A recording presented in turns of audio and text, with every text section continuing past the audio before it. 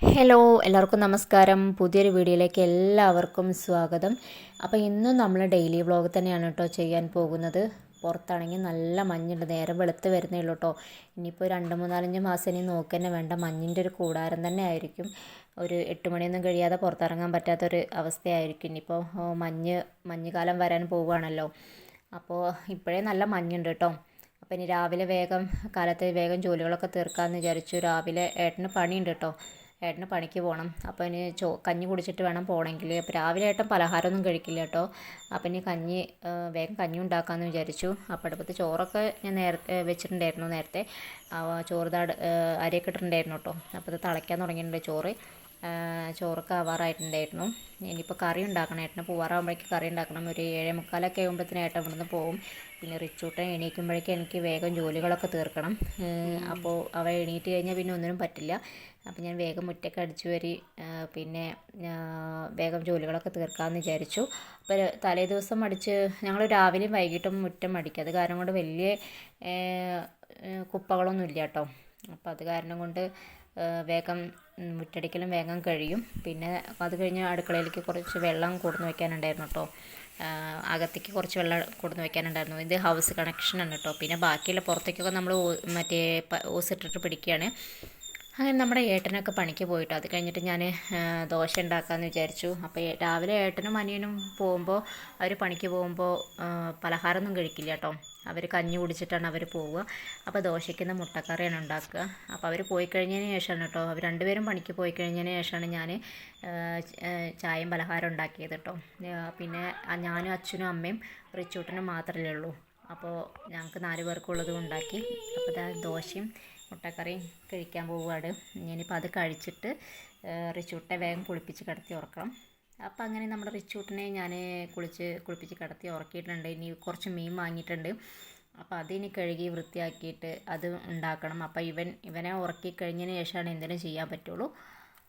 അപ്പോൾ ഞങ്ങളുടെ റിച്ചൂട്ട് ഉറങ്ങിയതിന് ശേഷം ഞാനിത് മീനൊക്കെ കഴുകി വൃത്തിയാക്കി മസാലയൊക്കെ പുരട്ടി മീൻ കറി വെക്കാനുള്ള തിരക്കിലാണ് കേട്ടോ. അപ്പോൾ നമ്മുടെ റിച്ചൂട്ട് എണീറ്റിട്ടില്ല.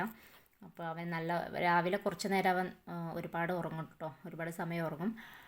അതിനിടയിൽ മഴയും പെയ്യുന്നുണ്ടായിരുന്നു കേട്ടോ. പുറത്താണെങ്കിൽ നല്ല മഴ. ഇന്ന് രാവിലെ മുതലേ ഒരു മൂടലുണ്ടായിരുന്നു. അപ്പോൾ മഴയും നല്ല മഴയും പെയ്യുന്നുണ്ടായിരുന്നു കേട്ടോ.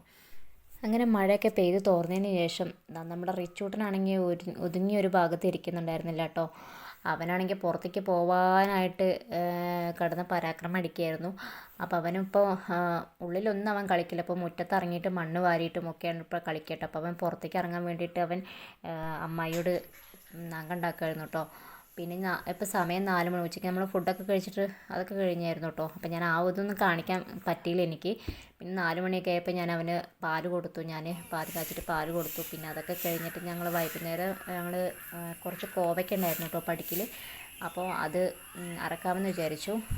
കുറേ ദിവസമായിട്ടോ കോവയ്ക്ക പറിക്കണം എന്നുള്ളത്. അപ്പോൾ പറ്റിയിട്ടുണ്ടായിരുന്നില്ല. നല്ല മുകളിലാണ്, ഒരുപാടുണ്ട്. പിന്നെ കാട് പിടിച്ച് കിടക്കുന്നുണ്ട് ആ ഒരു ഭാഗത്ത്. അപ്പോൾ അത് പറിക്കാൻ ഇടയിലാണ്. ഒന്നുകൂടെ ആവട്ടെ എന്ന് വിചാരിച്ചിട്ടാണ്. നല്ലോണം ആയിട്ടുണ്ടായിരുന്നില്ല കോവയ്ക്ക. അപ്പോൾ അത് കുറച്ചുകൂടെ ഒന്ന് മൂത്ത് വരട്ടെ എന്ന് വിചാരിച്ചു. എന്നിട്ട് പറിക്കാമെന്ന് വിചാരിച്ചിട്ടോ. പിന്നെ അപ്പോഴേക്കും കുറേയൊക്കെ പഴുക്കാൻ തുടങ്ങിയിട്ടുണ്ടായിരുന്നു കേട്ടോ. അപ്പം ഞാൻ അത് കോവയ്ക്കാനെ പറിക്കായിരുന്നു കേട്ടോ. അപ്പോൾ ഏടത്തിയമ്മ വന്നു. അപ്പോൾ എനിക്ക് പറിക്കാൻ കിട്ടുന്നുണ്ടായിരുന്നില്ല. മുകളിൽ ഒരുപാടുണ്ടായിരുന്നു കേട്ടോ. അപ്പോൾ ഏടത്തിയമ്മ എന്നെ സഹായിക്കാനായിട്ട് വന്നു കേട്ടോ. കുറേ ഉണ്ടായിരുന്നു കേട്ടോ, നല്ലോണം ഉണ്ടായിരുന്നു. കുറേയൊക്കെ മൂത്ത് ഒരു അറ്റ വരയ്ക്ക് നിറയെ ഉണ്ടായിരുന്നു കേട്ടോ. ഒക്കെ മുകളിലാണെന്ന് മാത്രം. പിന്നെ അതൊക്കെ കഴിഞ്ഞ് നമ്മൾ കുറച്ച് കഴിഞ്ഞപ്പോൾ പിന്നെ റിച്ചൂട്ടിനാണെങ്കിൽ അടങ്ങിയിരിക്കുന്നുണ്ടായിരുന്നില്ല. അവന് താഴേക്ക് കുട്ടികളുടെ കൂടെ കളിക്കാൻ വേണ്ടിയിട്ട് അവിടെ കുട്ടികളുടെ ബഹളം കേട്ടപ്പോൾ താഴേക്ക് തറവാട്ടിലേക്ക് പോകാൻ വേണ്ടിയിട്ട് അവൻ പ്രശ്നം ഉണ്ടാക്കുമായിരുന്നു കേട്ടോ. എന്നിട്ട് പിന്നെ ഞാൻ അവനെ എടുത്തിട്ട് ഞാൻ അങ്ങോട്ട് തറവാട്ടിലേക്ക് പോയി. അപ്പോൾ അവിടെ അവരുണ്ടായിരുന്നു, ഏടത്തിയമ്മയും ഒക്കെ കുട്ടികളെ ഇങ്ങനെ കളിപ്പിക്കുന്നുണ്ടായിരുന്നു കേട്ടോ. അപ്പോൾ ഞാനും അവരുടെ കൂടെ പോയി ഇരുന്ന് പിന്നെ ഞങ്ങളവിടെ ഓരോ കാര്യങ്ങളൊക്കെ പറഞ്ഞിട്ട് നമ്മൾ കുറച്ച് നേരമൊക്കെ കളിച്ച് കുട്ടികളെ. അപ്പോൾ ഇത്രയേ ഉള്ളൂ കേട്ടോ നമ്മുടെ വീഡിയോ. ഈ ഒരു വീഡിയോ നിങ്ങൾക്ക് ഇഷ്ടമായ ലൈക്ക് ചെയ്യുക, ഷെയർ ചെയ്യുക, നിങ്ങളുടെ അഭിപ്രായങ്ങൾ കമൻറ്റായിട്ട് അറിയിക്കുക. പിന്നെ നമ്മുടെ ചാനൽ ആദ്യമായിട്ട് ആരെങ്കിലും കാണുന്നുണ്ടെങ്കിൽ ഒന്ന് സബ്സ്ക്രൈബ് ചെയ്ത് സപ്പോർട്ട് ചെയ്യുക. അപ്പോൾ പുതിയൊരു വീഡിയോ ആയിട്ട് വീണ്ടും വരുന്നവരേക്കും എല്ലാവർക്കും നന്ദി, നമസ്കാരം.